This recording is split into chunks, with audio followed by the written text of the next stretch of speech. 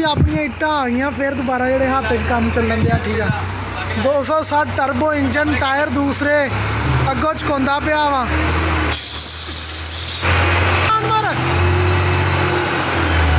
चुकोया ये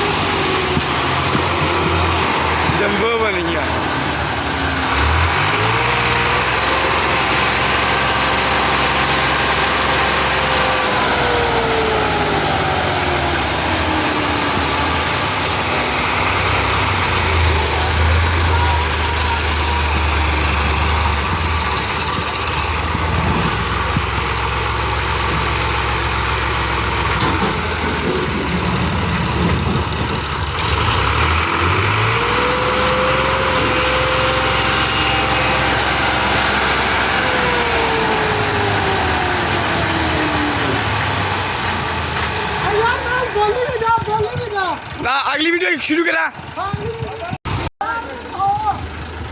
मैं और बार वीडियो नहीं बनाई बना हूं ना बना वीडियो मेरा सर काबू आया देखो जी मेरा सर बह गया ना उंगली को निकलना नहीं पाया आ डबल भी है नपना पाया वा ते हम गाय च बैठा है टैंकर चल भाई चल देखो वाह भाई वाह